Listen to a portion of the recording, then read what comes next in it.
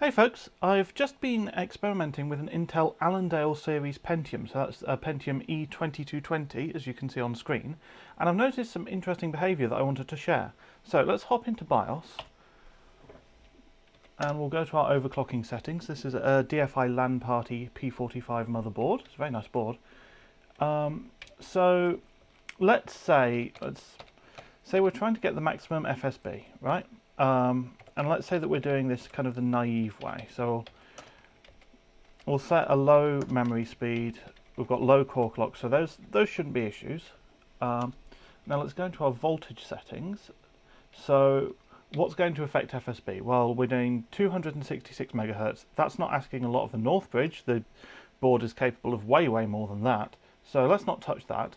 But the CPU, it's a lot more than the CPU is rated for. So let's raise the VTT voltage because that's the voltage that actually affects our FSB. And I tried to use the numpad and that doesn't work, so I'll just hit the plus key.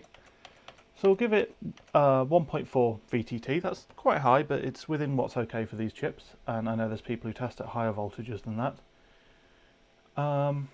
So we're only asking 266 of it. Let's see if that works. I'm not sure I've tested these exact settings yet, so you never know, it might. Alright, so we've got as far as C1. Okay. It looks like we might actually have a post on our hands here. Ooh, or not, we're back to C1. Okay, now it's posting. Has it actually posted 266?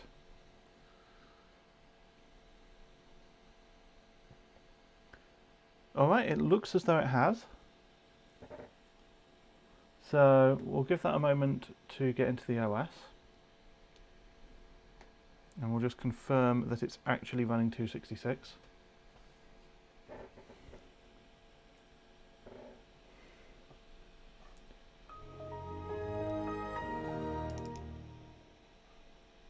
Oh, for goodness sake.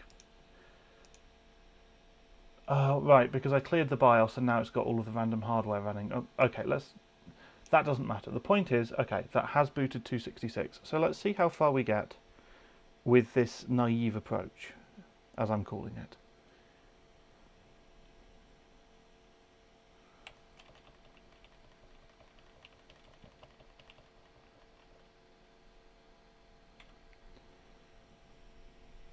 So 266 works, and you know it's really good memory. The memory is not going to be an issue at all. Let's try 300, and just to be extra gentle on the memory, let's set that to an even lower speed. Just make sure that's not an issue.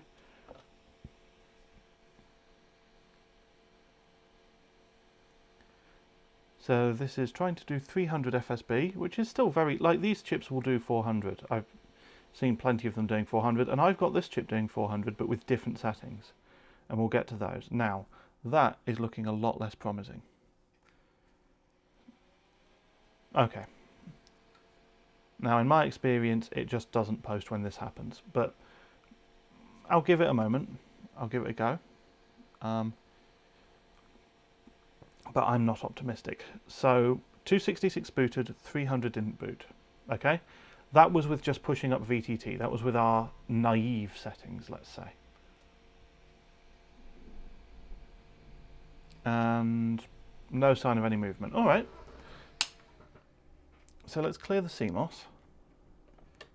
And I'm going to do that by actually popping the battery out, because I haven't figured out where the CMOS jumper is on this board. And it doesn't take long anyway. So that's the battery popped out for a little bit. And with any luck, that will be long enough. So let's pop it back in.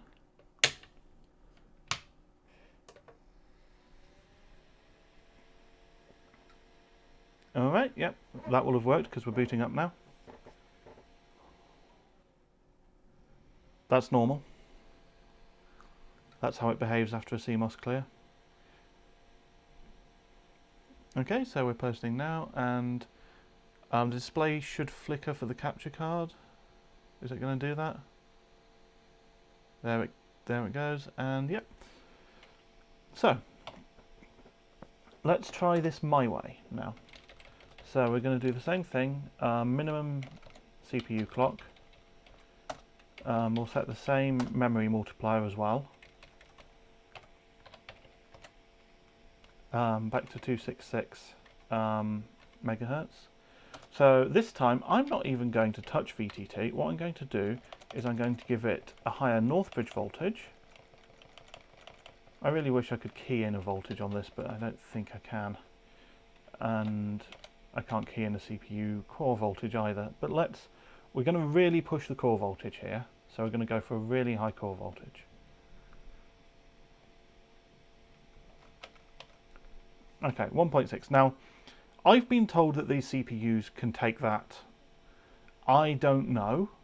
I do not take the fact that I'm running this here as necessarily an endorsement of these kinds of voltages as in some way safe. I don't know. But what they do in my experience, is work. So hopefully I can show you that now.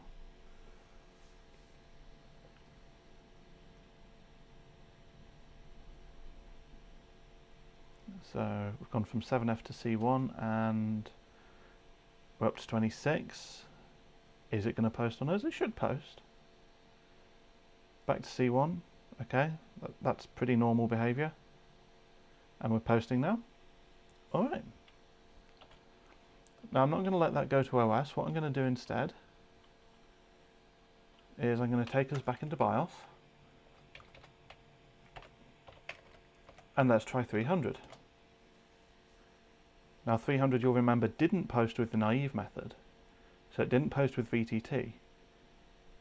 Let's see what happens now. I've not touched VTT. VTT is still at defaults. I've only touched Northbridge and CPU core, and it's posted. Now, did I make that in time to get into BIOS, or are we kicking into OS? I made it to BIOS. All right. So 300 works. Fair enough. What about 333? And again, this is without even touching CPU VTT. This is Vcore and Northbridge voltage that are doing this.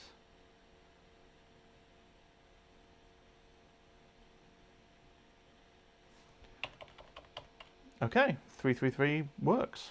That's great. But you know what's cooler than 333? Is 360. Now, you might be wondering what the punchline is to this. I'm afraid I don't have it dialed in well enough to say for certain that 420 is going to work. But you can see we're making very good progress here. So that was, I believe, 360 posting. Now I'm going to try 400. I'm not 100% certain if 400 will work or if that's going to fail, but let's try it. I really hope it works, because if it doesn't work then I'm a little bit screwed for the next step. Okay, 400 works. So what we're going to do now is we're going to let that go all the way into OS. And this board has a cool feature. It actually saves the last bootable setting. So it's just when it says backup CMOS OK, that's the board saving the last bootable settings. So we can then go back and load the last bootable settings, which is a really nice feature for overclocking. Really good to have. Alright, so Windows is just loading up now. We'll fire up CPU-Z and we'll see what we're actually running. I'm going to ignore the found new hardware wizard. So 400 is running.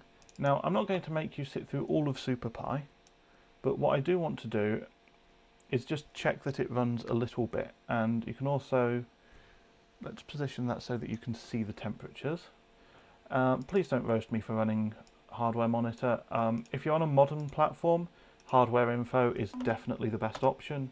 This is an older platform and HW monitor seems to work pretty well. So as I say, I'm not going to make you sit through all of it, but this is just something that puts a decent little bit of load on the memory, on the front side bus, which is the bit that we're actually pushing. It's not a stability test, but it just shows that it's not hideously unstable. So we've finished the initial value, which already is some indicator of stability. and it shouldn't be that long until we hit loop 1. Now, your time is valuable, so I won't waste it with this. So we'll stop that, and in fact I'll just hit the, you know what, I'll just kill the power, right?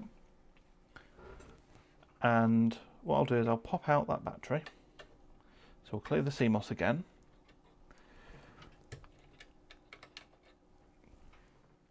Because what matters is that 400 booted, right? We've all seen that it booted. So now, if I load the last bootable setting, what do you reckon is going to happen?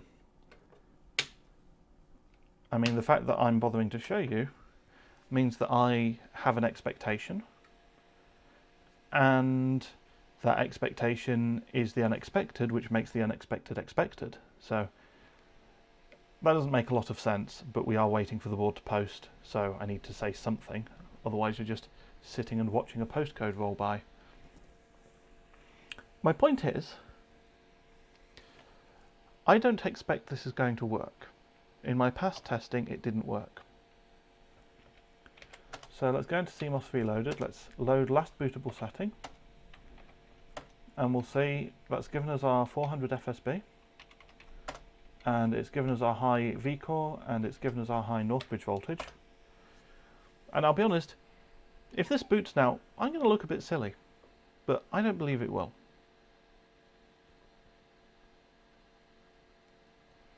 So we're still sat on 7F.